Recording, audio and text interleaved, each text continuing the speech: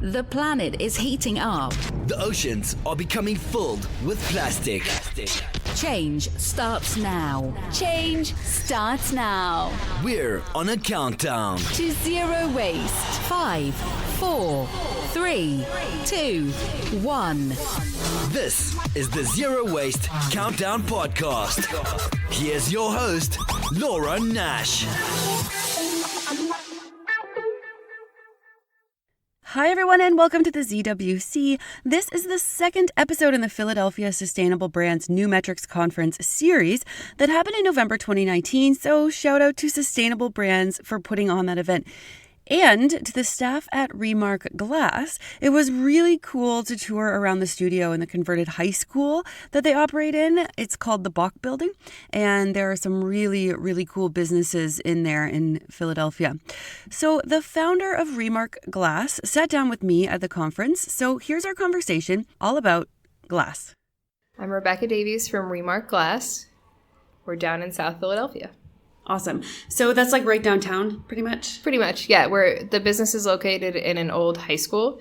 It's about 2 miles south of Center City, and it is one of the biggest buildings down there. So we're able to interact with kind of its own little environment.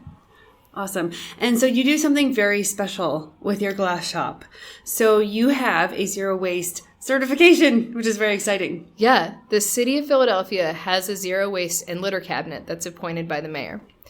Our business is certified by the zero waste and litter cabinet as zero waste. We are a gold partner, which effectively means we have 90% waste reduction to landfill. I think there's another one for platinum. We'll see about that someday. So is that like you measured your waste and were like, this is how much waste we have, and then you changed it by reducing it 90%? Like, how do you get the reduction in percentage? So if everything that came through the business went into a landfill, that would be 100%. Yeah. So the baseline is that. What we've done is average monthly is about 97%. So 3% of the material that comes through the studio ends up being landfill waste. Wow. And it is offset by the fact that we work from completely recyclable materials. So we're bringing in waste material to work from. And then as we work, there's a small part of the glass that we're not using. We're starting to kind of find different ways to use it, but some of it still by weight counts against us. So it's all done by weight. It's a completely independent system. And the goal is to encourage local businesses to take recycling more seriously, to find other alternatives besides putting things in landfills. So if you have furniture in your space that you don't need, you should be bringing it to a secondhand store. If you're using something that's single use, you should think about how to make an alternative to that for your business, for your staff. If you have, like, we had water coolers in the hallway, we removed the plastic cups that the building was provided and set out reusable cups and then started washing them. Yeah. Practices like that. That's a big key, I think, to zero waste, is just washing your stuff. Yeah. It's interesting. I mean, I remember it wasn't that long ago in our lifetimes that, like, bottled water became a thing, really. right? Yeah. Where it's like, and I remember my mother being like, why would they do that? They're selling bottled water. That's such a ripoff. Really? Yeah. Good. Yeah. And to kind of go from there to, like, every time I'm out and traveling, I need to be carrying a bottle of water, right? Yeah. And then walk it back to, like, yes, I do need to drink water, but do I need to buy it? And how can I avoid doing that? We're a glass business. We are in production. We're glass blowers, so that involves some pieces of equipment at 2,000 degrees every day. Wow. Some kind of like where it's like active hands-on while everything is hot. We're definitely a sustainable glass studio, and we've kind of come to realize that we might be one of the leaders in that field, surprisingly to us, because we just kind of took some steps to make this work. But we are locally sourced, energy efficient, and certified zero waste. So you need 2,000 degrees Fahrenheit? Correct. To make glass? To make glass, yeah. So how do you get something that hot? So traditionally glass blowing would be chemical glass, which arrives in the studio on pallets as kind of like a white powder. so like a virgin glass, and you would put it into something called a furnace and then bring that furnace up with all that material to 2,000 degrees. Are you normally using like gas or something? Yeah. Glass? Like, so the biggest differentiator between us and a typical glass studio is that once those studios send their furnaces up, they're at 2,000 degrees 24 hours a day, 365 days a year, and they cannot turn them off. Oh, so that seems like a huge waste. It is. Because you're only working working, exactly. Yeah, staff might be in 8-10 hours a day is pretty normal in a glass studio to do a 10-hour day. Is it? Yeah, but there's still a lot of waste. And then there's charging time also, so you need to put more material in and get it to that temperature. And when we started the business, our main goal was to be independent. So we wanted a company that we owned outright, myself and my team, and in order to do that, we just could not afford to light up like that. Yeah. So we needed to find a solution. Right? Yeah. So what we do is collect glass from local bars and restaurants, all post-consumer glass bottles. We put them into an electric kiln in the morning. We send that one up to about 1,000 degrees, and then we pick those bottles up one at a time and then just spot heat them at 2,000 degrees. So we still look like a traditional glassblowing studio. The tools look like traditional glassblowing, but the day-to-day is not using anywhere near as much energy to do it. So we're essentially taking one champagne bottle, beer bottle, wine bottle at a time, and then reforming it into a bowl. Our best-selling products are directly to people giving gifts, typically. So it would be people's champagne bottles from their wedding night. They'll send them to us. We'll take one bottle at a time and make those champagne bottles into bowls or pendant lights. So they have the recognizable characteristics. They still have the same color. They still have the imprint at the bottom of the bottle is still intact.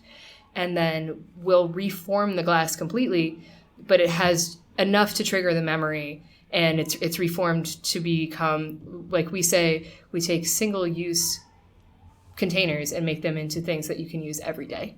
Mm-hmm. So can you use a glass bowl every day? Yeah. Is it practical to use that? Yeah, absolutely. Yeah, dishwasher safe, washable. Yes, yeah. It's very thick glass? Yeah. It's a champagne bottle. Yeah.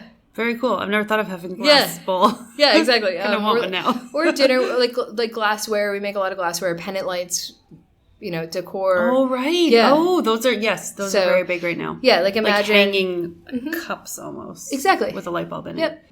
Because of the way we make things, just exactly, it's kind of completely unique to us to do that work. So if there's an imprint in the glass, if there's texture to it, if you're a liquor company or somebody like that, even a body products company, a lot of our kind of more brand-to-brand clients are products companies. So they'll say, can you take our bottles out of this, like close our loop, take the bottles that we have as customer waste, and then make those bottles into something else. For example, there is a body products company that works in the same building that we do. They'll take containers from their customers, receive them back. I think they send their customers a discount code for sending their containers back.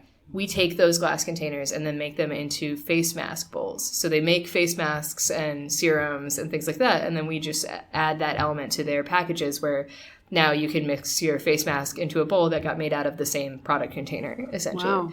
So we're trying to help companies close their loop. And whether we can do it on a massive scale is yet to be seen. But on a small scale, we're talking about several hundred or several thousand of the same product, and that is perfectly doable to us. So why aren't these companies using the bottles over and over again? Yeah. Like, why do they want it made into something else more so than just get it back and refill it? Yeah. Like, is that like a hard challenge for them or something? Honestly, it baffles me a little bit. In countries like Mexico, bottles tend to be refilled. So it's like your soda bottles, your beer bottles, they're going to get sent back through. I think the standards are pretty high here for what clean means before you put your product in there. Yeah. I mean, that's really the biggest thing that I have to say. Is like, remember that when you're thinking about packaging, glass and plastic are two completely different things. Beyond that, like, glass has some really strong qualities that I hope that people keep in mind. One, glass is inert. So as you drink out of it and put it back into the environment, it's not poisoning anything else. You're not getting BPA, like endocrine disruption happening. Right. Like, it's basically sand. It's not hurting anything. So if you do get the opportunity to choose and you're looking at two different products, one's in glass and one's in plastic, choose the glass. I mean, besides that, so it is inert. It's completely reusable because your wine bottle is out of wine. It is not a single-use container. I don't see any reason why society doesn't take that seriously. It just doesn't make sense to me. Yeah, it seems weird that you would want to buy new wine bottles when you have them for free to use, Correct. right? And we have a company that makes like sauerkraut and like kombucha and stuff in my area. And like, there's another company that makes soda pop. So I'm just like, why are you paying for new bottles when you could just return those? However, though, I've seen people put like cigarette butts in bottles, or like maybe we get it all. Yeah, they'd get mold. Yeah, do you see that stuff? Oh yeah, we interact with brands on a lot of different levels. I love to do business locally in Philadelphia, so we make packaging for a body products company by taking a brand of beer that's really popular in South Philadelphia, Modelo, and we take those bottles and then cut them, and then she corks them and uses her body products. But I chose Modelo because it's always on the streets, so I can find it every single week. A lot of people drink it. I mean, sometimes roughly estimating, I would say, 1 in 200 has cigarette butts. Like, if we keep them around too long, no, it's not as bad. Like, that's like fresh recycling on the curb, ready for pickup. Mm-hmm. If we store them for too long, it gets moldy in our shop. We're not really that concerned with it. This week, I found chicken bones. Somebody put a whole bottle full of chicken bones. I don't understand it, but we dealt with it. We used the glass anyway. Like, we've even done things like just to see if we could. For example, there's a brand called United by Blue in Philadelphia. Yeah. They do, for every product sold, they take a pound of litter out of waterways. And we did a project with them, and we may continue to do the project eventually, that we took the glass that they pulled out of the rivers, the local rivers, and actually used that glass anyway. Wow. Like, cleaned it back to the point where we could use it anyway. So you can still use glass that's been like on the bottom of a river for years? Yeah. Like, and it's all gross and stuff? Yeah, we scrubbed it off. Because plastic you kind of can't, because plastic gets so degraded. Yeah. Right? I mean, so besides being glass, the material, besides being inert and reusable, it's recyclable. Like, recyclable, not downcyclable. Recyclable. Upcyclable. I think there's a lot of... It's breakable, which is a problem, right? For the reusability? For reusability, sure. So it's like, yes, when that bottle breaks, ideally you would melt it back down with bottles just like it and make more bottles out of that glass. There's nothing wrong with the glass. Color. It's not like plastic. Yeah. Like, glass does not have to be downcycled. You can take glass in any condition, basically, clean it, and then put it back in the furnace, and you will get glass back. How do you clean it? Wouldn't the heat just clean? Soap and water, my friend. Oh, yeah? Yeah. Do you have, like, tanks or something that you just put them in? People. Yeah? Yeah. So we take them, we leave them. I mean, it's not a trade secret. Like, we take all the glass right off the streets or from the restaurants. We soak it underwater overnight, and then we come in and scrape the labels off with razor blades, scrub it with Dawn soap and water, and then it's ready. Shout out to Dawn soap. Yeah. Thanks, Dawn. Yeah. My mom would say, like, give me the real soap. Like, I need a degreaser for this. So it's like, but we're just breaking through those, the labels and the adhesives. And we've definitely found, I mean, I have favorite brands for sure, in terms of how easy they are to clean or how sticky the labels are and things like that. And those product companies have a lot of reasons for doing that. But ultimately, I think at the beginning of this project, we thought this will be easy. There's only several, like, it's recycled glass. There's only a couple types of glass bottles. There's clear and green wine. There's this and that. And it's like, we have found exactly the opposite. There is an infinite number of molds used to make bottles that products are all bottled in. So even within one brand, we find there's a different tint of the olive color of the bottle. There's a different imprint. There's a different shape. We've literally never found two brands that are like, it's the same exact bottle. Oh my gosh. It's so crazy. Yeah. So what if there was like a standard in the bottling industry where it's like, here's 5 different standards of bottles. Yeah. Pick one. Yeah. And then that way people like you can just totally make glass entirely zero waste because there's things to do with it. Yeah, absolutely. I think that would have been very common. Like, remember back to like milk jugs. Right? Like, they're all sort of the same. The milkman, like, maybe you print your label on them. Maybe they're just clear. And I see some reemergence of that going on in the U.S. It is actually the beer makers themselves saying that glass and packaging were one of their biggest impacts in terms of sustainability. And they really wanted to see this loop closed. They don't see them as single-use containers. So it's a bunch of brewers that got together, including like Bell's Two Hearted, to say, we're going to make a bottle that's higher quality and we're going to collect them back from our consumers ourselves. We're going to wash them. We're going to put more beer in there. Do you guys call them growlers in Philadelphia? Exactly. Okay, yeah. They seem to call them growlers everywhere. Growlers. Yeah, totally. So it's like, and it doesn't matter. Like, you can go to the wrong bar with the wrong, like you have a growler with somebody else's label on it and you just want to get it filled. And it's like, everyone will take that, right? So it makes perfect sense. Like, it's not, the material is being misused almost to an extreme that, you know, I hope that we can come back for it. Like, companies like mine, we're artisans, we're makers, we're taking these pieces of glass, we're making them into completely new products. We make dinnerware and decor, and I think there's plenty of room for that. But like, what really breaks my heart in all of this is that it doesn't make sense. Like, this is not waste. Like, there's nothing, I mean, glass for somewhere like a big city like Philadelphia, it's being collected in single stream recycling. It is being crushed to smithereens immediately in those trucks and compacted.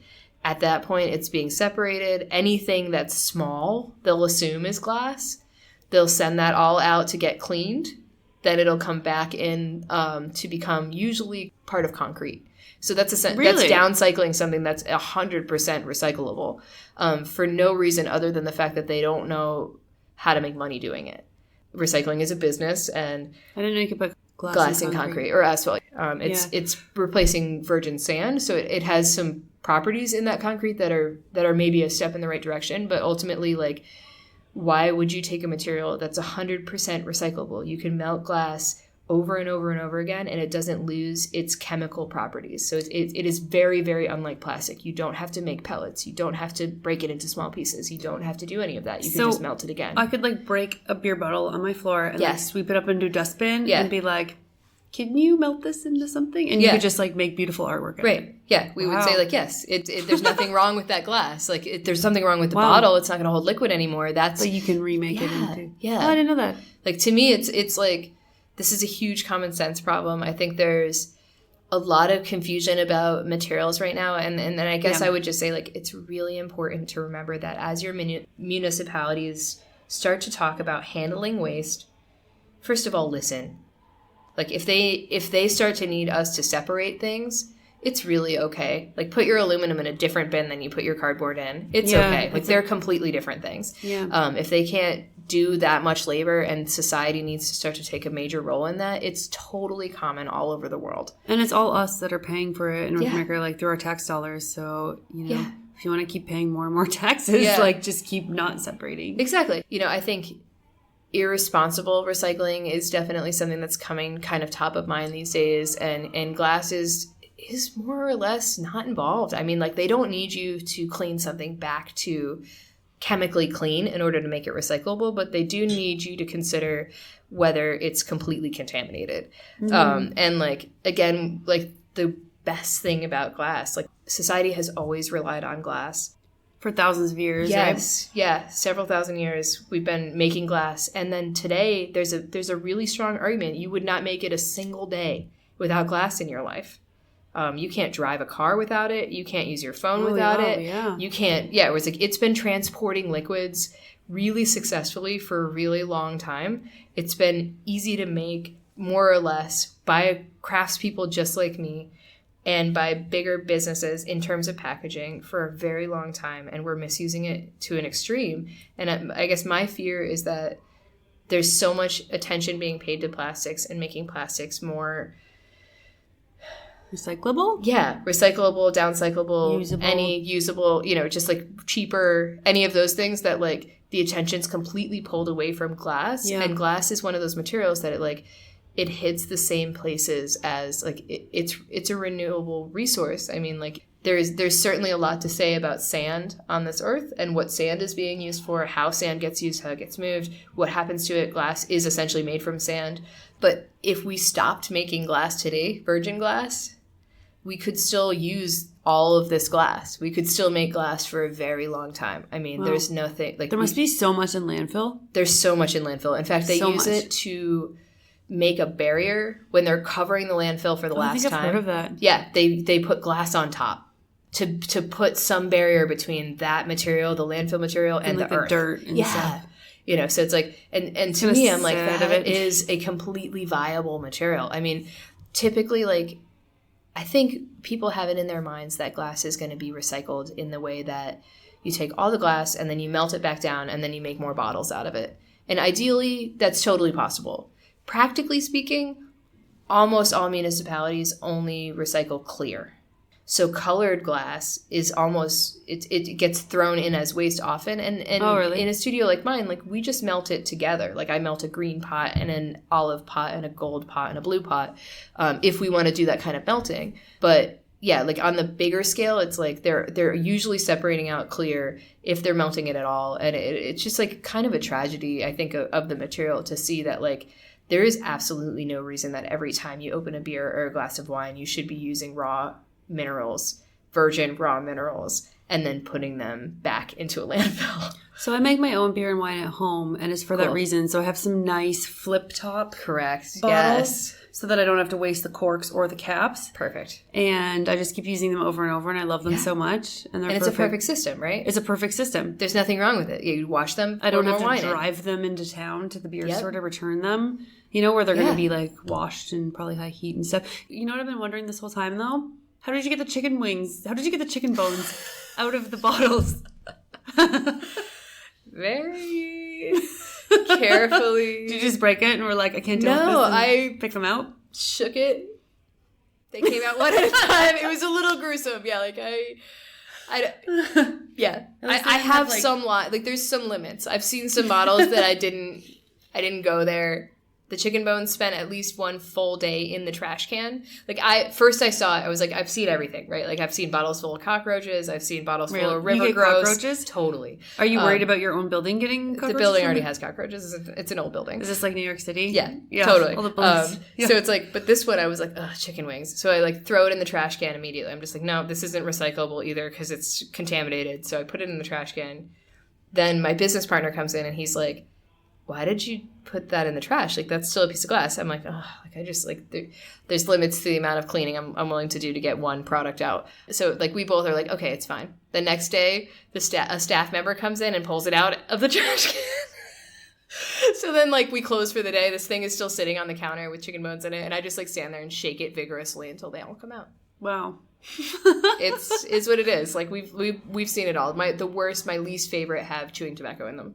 Oh, yeah, chewing tobacco is very gross. It's really gross, yeah. I actually drank a bottle of that once on a road trip. My friend was dipping and spitting. We were driving from Ottawa to the Northwest Territories, which is a very, very long drive. It's like 4 days. And our bottles were the same, our water bottles. And so I was very tired in driving. I reached behind me, took a swig, and it was his spit bottle. And I will never, ever forget how gross that was. Yeah. Why would you put that in your mouth? Sorry. It was totally to anyone out there who has terrible habits. Yeah, I've tried to do that a little bit before, and it's very I don't like it very much. But so my area uses it for sandblasting. So they don't like to recycle glass because they're really worried. It's Canada, so we're very worried about our people and that they might get cut. Right? Yeah. So sandblasting is viable too. I mean, but I think you could only sandblast once, or like it reciprocates. You can like the blasting collect material. I guess like my. Okay, so if anything, you can use that sandblasting material probably a few times, I think. It would get a little smaller, so you just kind of go down in your grit sizes as you sandblast. And then even then, I bet that's still viable material for concrete or other kind of construction aggregates. That's good to know. Yeah. But I'd still say, like, you're downcycling something that can be recycled. Yes. Like, I guess I call it, like, real recycling or true recycling, where, like, downcycling is when you take a material and it's still going to get used for something, but it's never going to be better than what it was. Like, every time you use a plastic water bottle, you know, for example, like, it's never going to be a water bottle again. It might get downcycled into textiles. It might get downcycled into plastic pellets, but it's not so clean. Like, glass, it is what it sounds like. Like, it's not going to make the most beautiful customer-friendly glass ever, but if you took all of that sandblasting aggregate and melted it back down, you could make bottles out of it. So and maybe a darker bottle if it's like not the most beautiful. Yeah, exactly. Like the colors getting screened out from most municipalities for aesthetic reasons only, for ease of use, for ease of industry. Well, that happens in plastic too. Like Yeah. clear plastic is usually more valuable than Yep. different colors, and it gets mixed up. And then black is the worst, and nobody wants Yep. black Nobody plastic. wants any and- black. Yep. Totally the same thing. So it's Yeah. like we have like brown beer bottles, poor brown beer bottles. There's a reason for the tints in those glasses. Like it helps your shelf life of your product. But beer glasses, is this true that there's a notch on the bottom or something? Because I was told in high school that if you look, not that I would ever drink a beer at this point, but there were like dots or something on the bottom that like indicated how many times it was used or something. I don't know if that's true. I think it was like a wife sale or something. I have reason to believe, I have a friend in Canada, Artec is a glass company that I know in Canada, and he does really similar work. So he's taking one beer bottle at a time, reheating them and reforming them and making drinkware, glassware. And I'm not the primary source on it, but I have reason to believe that in Canada they actually are being reciprocated through the system. So they may be refilled there. They're refilled in Mexico. I don't know the answer, but here they're completely single use.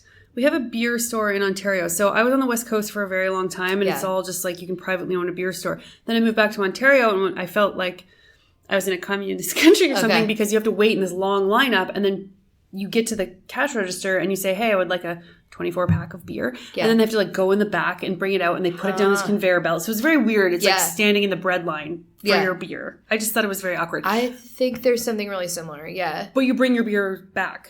Yes. And so I think that they are sanitizing them and I think they are too. I'm here, but I have some reason to believe that that's true. He told me, so Artec told me that he goes and buys or like gets, I don't think he buys them. I think he gets his recycled glass bottles by taking the ones that they're just too degraded to refill. So he's going from the very, very, very bottom of the supply chain and then taking one bottle at a time and making one drinking glass at a time out of it. So I was told that the milk, because I buy milk for my son in glass bottles too, and I was told that they would last about 10 times or something. Yeah. So you get lots of reuses, but eventually they would, degrade. Sense. So I guess the thing with glass is like reuse it. Yeah. So like what companies, I think personally, companies should be taking them back. So if you offer a product in glass, why not take that back? And then you don't have to buy new glass. Like it would cut your costs down of your businesses, right? It's even bigger than that on an economic perspective. Like we worked with a case study, a kombucha maker in our building. So right down the hall from us, Inspired Brews. She's a Philadelphia brand. To take back, so she already had a bottle deposit on her bottles for this reason. And her staff was kind of cleaning them individually and resanitizing them and refilling them. We took the job knowing that we were just more efficient at cleaning glass. And we're right down the hall. So the truck was coming to our building anyway. So we ran a pilot to say, drop off everything that you get that's empty. We'll try to clean it and get it back out on your shelves. The reason is that when you look at your business economics, so it's COGS, right? Like it's a cost of goods sold. It is a part of the product that you sell to every customer. As opposed to something like kegs. If you're a beer maker and you're selling to bars, the business owns the kegs. They're selling the beer, not the actual keg. The bar gives the keg back. That's an asset. So it's a huge difference in terms of economics. If you can move your COGS into your assets, that's making your company more valuable. So if you know that you're using 60%, 70% reused glass in order to bottle your products, it's actually enormously beneficial on an economic level. So it makes your company more bankable, it makes it more valuable, it gives you more shares in your, like, it is a completely like valid thing to do for economic reasons besides just being the right thing to do for material reasons. And also because it makes sense, right? But yes, so it's like maybe those 10 times. So it's like, but you've avoided essentially that cost of goods on that product 10 times. Yeah. Right? So it's like kegs aren't infinite either. Why wouldn't everyone do that? I think it's just a lot of moving parts. I mean, beer in particular in this country gets, the best argument I've ever heard was it gets distributed too many ways.